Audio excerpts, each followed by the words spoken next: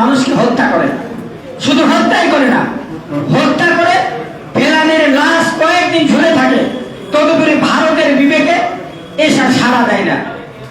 ভারত আমাদের উত্তরবঙ্গ তথা চাঁপাইনবাবগঞ্জের মানুষ আমরা জানি, যেখানে ফারাক্কা বাঁধ দিয়ে আমাদেরকে বন্যার সময় ফারাক্কা বন্ধ রেখে শুকিয়ে মারে, আবার যখন অন্য সময় ফারাক্কা খুলে দিয়ে আমাদের ডুবিয়ে মারে। ভারত পার্বত্য চট্টগ্রামে সশস্ত্র সন্ত্রাসী বাহিনীকে বিভিন্নভাবে ইন্ধন দিয়ে বাংলাদেশকে অশান্ত করে সেখানে বাংলাদেশের স্বাধীনতা সার্বভৌমত্ব নস্যাৎ করার চেষ্টা করছে। এই সমস্ত দাবি নিয়ে আমাদের এই লং মার্চ শুরু হয়েছে গতকাল সকাল 8টায় জাতীয় প্রেস ক্লাব থেকে আমাদের যাত্রা শুরু হয়েছে। জয়দেবপুর চৌরাস্তা মোড়ে আমরা পথসভা করেছি। সেখানে আমাদের গাজীপুর জেলা আইনজীবী সমিতি আমাদের সাথে সংহতি প্রকাশ করেছেন। জেলা আইনজীবী সমিতির সেক্রেটারির নেতৃত্বে একটি দল আমাদের সাথে সংহতি প্রকাশ করে বক্তব্য দিয়ে বলেছেন যে বৈশাখ প্রয়াসে যে কর্মসূচি ঘোষণা করেছে, এই কর্মসূচিতে আমরা একত্রতা ঘোষণা করলাম, ভবিষ্যতে যে কোনো ধরনের সহযোগিতায় আমরা প্রস্তুত।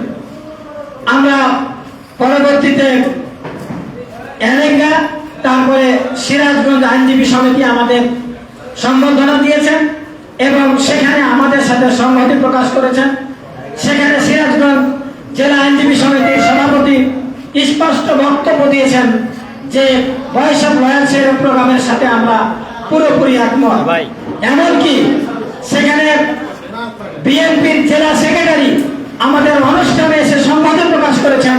উনি বলেছেন বৈশাখ রয়্যালস বাংলাদেশ যে কর্মসূচি ঘোষণা করেছে, এই কর্মসূচিতে যদি লক্ষ লক্ষ জনগণকে আপনারা চান, আমরা আপনাদের সাথে দিতে রাজি আছি, আপনাদের সাথে আমরা একত্রিত হতে রাজি আছি।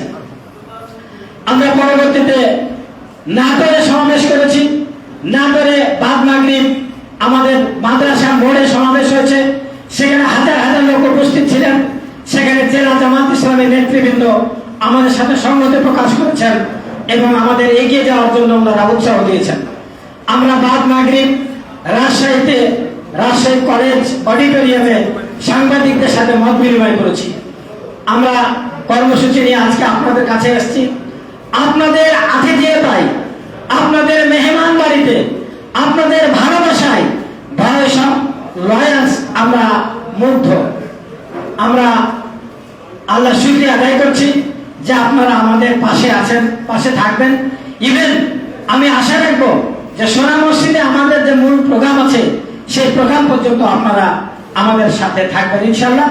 এখন এটা শেষ করার পরে, এটা আসলে সংক্ষিপ্ত শুধু একটু মত বিনিময়, এখানে মুসলিমের দু একজন কথা বলবেন, এরপরে মূল প্রোগ্রাম সাংবাদিকেরা অপেক্ষা করছেন, এই যে আমাকে রিং দিচ্ছেন, ওনারা দাঁড়িয়ে আছেন, আমরা ওখানে চলে যাব। আমাদের এই কার্যক্রমের সাথে আপনারা সংহতি প্রকাশ করেছেন এবং করবেন, এজন্য ধন্যবাদ। এ ব্যাপারে আপনাদের শুভেচ্ছা জানিয়ে আমি আমার স্বাগত কথা শেষ করছি। আসসালামু আলাইকুম ওয়া রাহমাতুল্লাহ।